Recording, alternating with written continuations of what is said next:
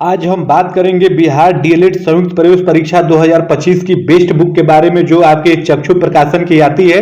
अगर आपको बिहार डीएलएड संयुक्त प्रवेश परीक्षा 2025 की परीक्षा देनी है, उस परीक्षा में आपको अच्छा करना है, सरकारी कॉलेज आपको चाहिए, तो ये बुक आपके लिए रामबाण साबित होगी। क्योंकि इस बुक में आप देखेंगे हर एक टॉपिक को काफी अच्छे तरीके से सरल भाषा में आपके लिए समाहित किया गया है, दिया गया है। तो आप इसको एक बार लेके पढ़ेंगे तो अपने आप को बहुत मजबूत स्थिति में पाएंगे, और किसी भी परीक्षा को एकदम मजबूत स्थिति में अपने आप को पाने के लिए प्रैक्टिस सेट भी लगाना काफी महत्वपूर्ण हो जाता है। तो आप देखेंगे कि चक्षु प्रकाशन का आपका प्रैक्टिस सेट भी आता है दोस्तों, तो अगर उसको लेके भी आप हल करते हैं तो और आप अपने आप को मजबूत स्थिति में पाएंगे। और ये बुक आप देखेंगे आसानी से आपको फ्लिपकार्ट, अमेजन, स्नैपडील और इनके वेबसाइट पे जाके भी आप वहां से ऑर्डर कर सकते हैं। आपको घर बैठे ये बुक आपको प्रोवाइड करा दी जाएगी। जय हिंद साथियों, कैसे हैं आप सभी। उम्मीद करता हूं आप सभी अच्छे होंगे, मस्त होंगे। जिन भी भाई बहनों का एडमिशन बीएड 2024 से 26 वाले सत्र में हुआ है, जेएनसीयू बलिया यानी जन नायक चंद्रशेखर विश्वविद्यालय बलिया, इस यूनिवर्सिटी में अगर आपने एडमिशन लिया है बीएड 2024 से 26 वाले सत्र में, पहले सेमेस्टर का आपका एग्जाम देना है। एग्जाम डेट भी आपके सामने है और आप देखेंगे कि एडमिट कार्ड भी अब तक आपने ले ही लिया होगा। तो इसमें आप देखेंगे पहले सेमेस्टर में आपको प्रैक्टिकल की 3 फाइल बनानी है। मैं लगातार प्रत्येक वीडियो में आपसे बताते आया हूँ, शुरू में आपको बताया भी था। तो पहली फाइल आप देखेंगे कि ड्रामा और आर्ट्स एंड फाइल की बनानी है।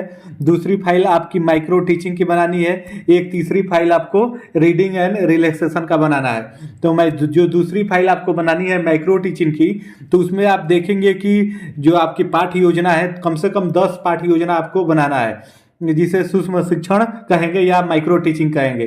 तो आप देखेंगे कि 1 और 2 मैंने आपको प्रोवाइड करा दी है, जो आपको टीचिंग इस पाठ्य योजना में क्या क्या लिखना है। एक वीडियो में मैंने पहला बताया है, दूसरे वीडियो में मैंने दूसरा पाठ्य योजना बताया है। इस वीडियो में मैं तीसरे पाठ्य योजना के बारे में आपको बताऊंगा कि तीसरे पाठ्य योजना में आपको क्या लिखना है। इसी प्रकार से आपको 10 पाठ्य योजना ये बनाना है। कम से कम आप 10 बनाइएगा, उससे ऊपर अगर 10, 15 भी बना लेते हैं, 20 भी बना लेते हो तो अच्छी चीज़ है, लेकिन मिनिमम आपका 10 होना चाहिए।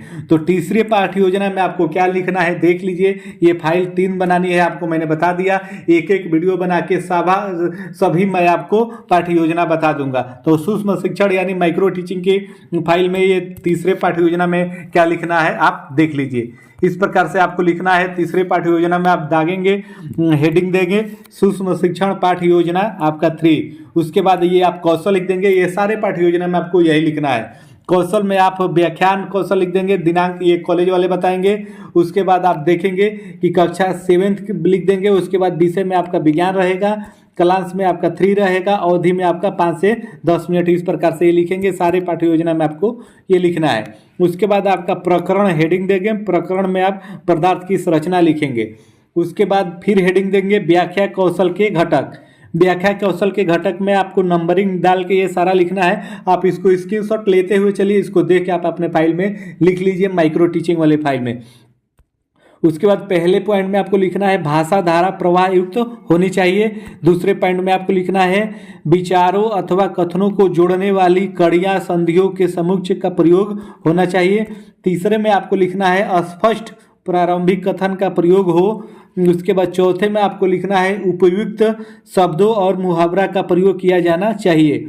5वें में आपको लिखना है असंबद्ध कथनों का अभाव होना चाहिए।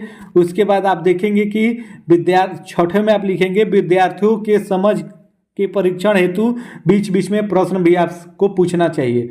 उसके बाद 7वें में आप लिखेंगे कथनों के तरक्त्या होनी चाहिए। उसके बाद 8वें में आप लिखेंगे स्पष्ट निष्कर्षात्मक वक्तव्य का प्रयोग होना चाहिए।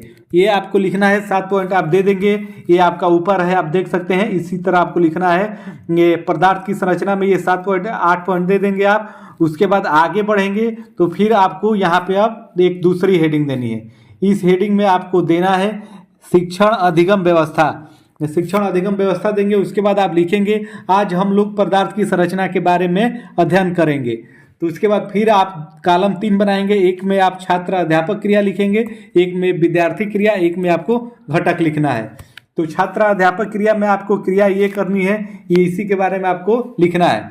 तो आप लिखेंगे कि जिस प्रकार हमें इन विद्यालय की इमारत में रचनात्मक क्रिया ईंट है, ठीक इसी प्रकार सभी पदार्थों की रचनात्मक इकाई आपकी परमाणु होती है।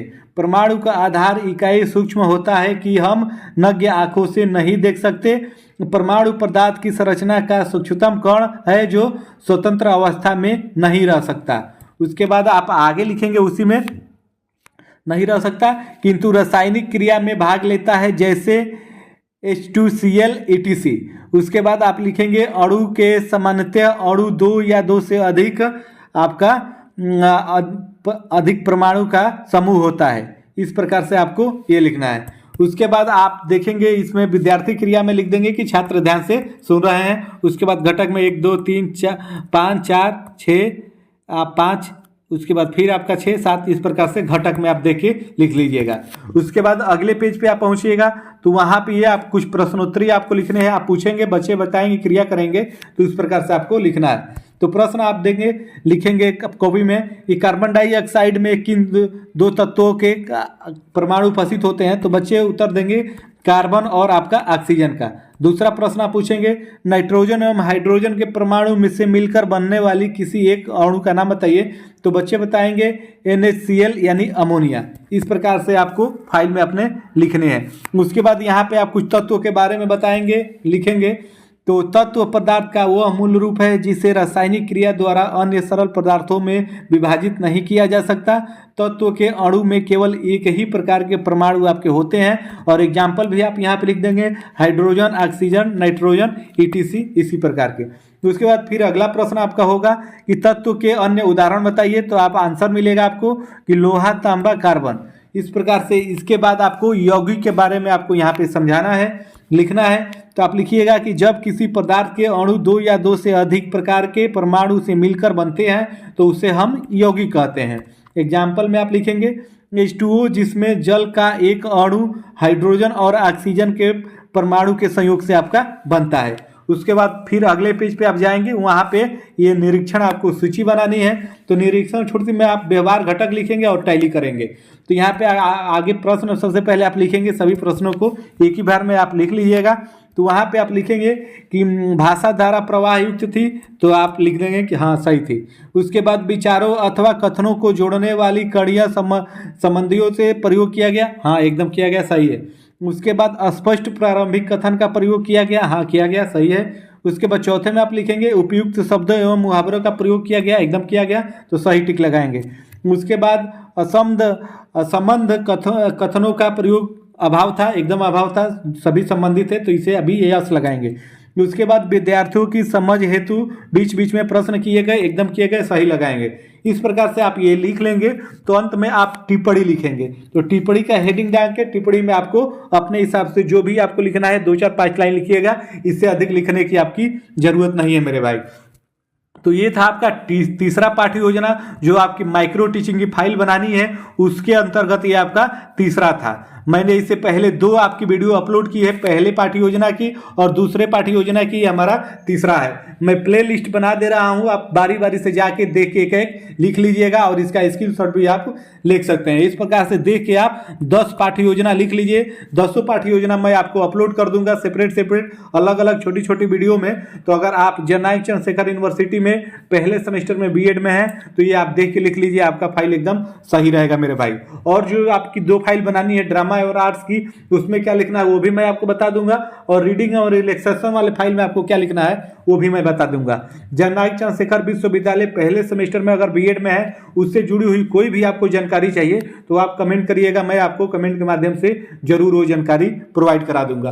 तो फिर मिलते हैं अगली अपडेट में, तब तक के लिए आप सभी को जय हिंद, धन्यवाद।